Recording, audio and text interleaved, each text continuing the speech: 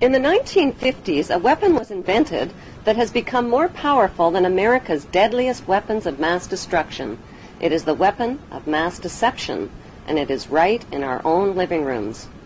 The hypnotizing world of picture television brings us the news of the world through two central news agencies called Reuters and the Associated Press. The Rothschilds bought Reuters in the 1800s, which later bought the Associated Press and made the Rothschild family owners of the world's largest central news services. To the present day, the world depends on these Rothschild-owned central news services as their main source of news and information.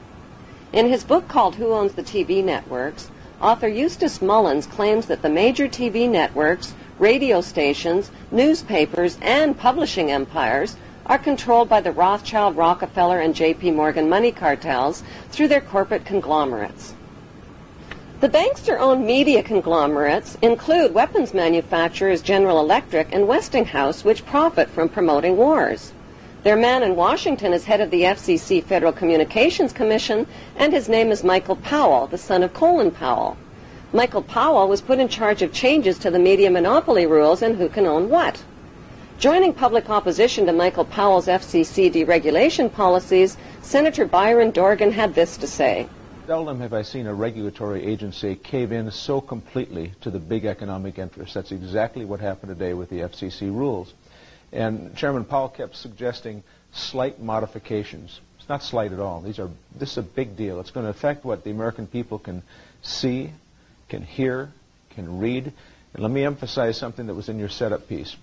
After what the FCC did today, it is likely, in fact, that in big American cities we will see the same company own the newspaper, 3 television stations, 8 radio stations, and the cable system in that city, all under one company.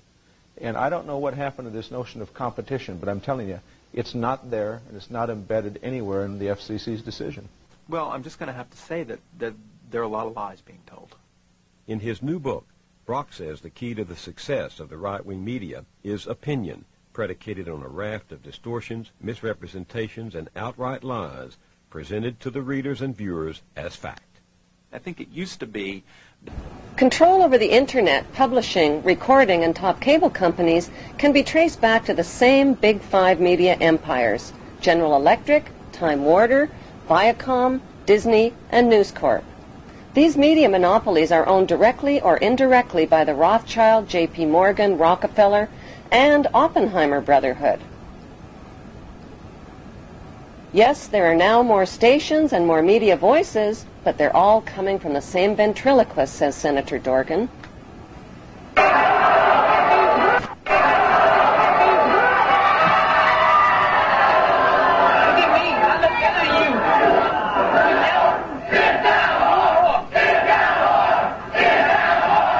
Every TV show needs corporate sponsors, and corporate sponsors sponsor pro-business, pro-government programming, and journalists who support the agenda of the Big Five media owners. While 2/3 of the world goes hungry, these banksters offer gazillion-dollar sponsorships to sports athletes to play with their balls. Why? Because they keep the masses distracted from the important issues, like the passage of the Patriot Act to limit your civil rights and freedoms. The Patriot Act allows the government to come into your home, take things from your home, search your home, and never tell you about it. Increasingly, however, Americans are speaking out. The media and banking monopolists now have the power to make or break political leaders around the globe. Why haven't the networks made a TV movie of the week about how the Bush family made their family fortune? The movie could be called The Awful Truth, starring George W.'s great-grandfather, Samuel P. Bush, whose Buckeye Steel Castings Company supplies parts for Edward Harriman's railroads, who in turn provides rail shipments for John D. Rockefeller's Standard Oil, who in turn gets monopoly financing from the Rothschilds. The movie could be made into a TV series starring Samuel's son, Prescott Bush, as the managing director of a Nazi steel manufacturing plant in Poland called Silesian Consolidated Steel. In Episode 1, Prescott Bush forwards American financing to his German partner Fritz Thyssen through the Union Banking Corporation in New York. Fritz Thyssen arranges a contract with Nazi Germany's IG Farben company for free Jewish slave labor in Bush's steel manufacturing plant at the Auschwitz concentration camp. Episode 2 shows Skull and Bonesman Prescott Bush and Averell Harriman getting caught under Trading with the Enemy Act as the U.S. government moves in and seizes all of their shares in Union Banking Corporation.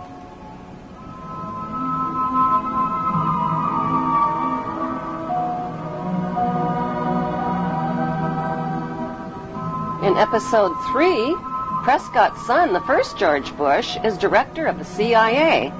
George puts drug king Manuel Noriega on the CIA payroll, allowing thousands of tons of cocaine to hit the streets of America via the Panama Canal. In episode 4, George's son, the second George Bush, becomes partners with Osama bin Laden's older brother, Salem bin Laden, in a Texas oil company called Arbusto Energy. Episode 5 introduces George W.'s shady younger brother, Neil Bush, ripping off the elderly in the Silverado savings and loan scandal that cost U.S. taxpayers $1.3 billion.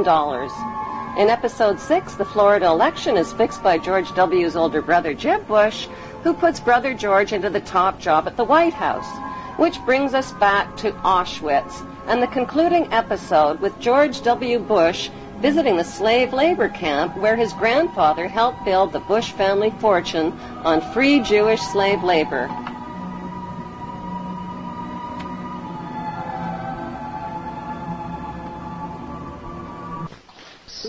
The sites are a sobering reminder that of the power of evil and the need for people to resist evil.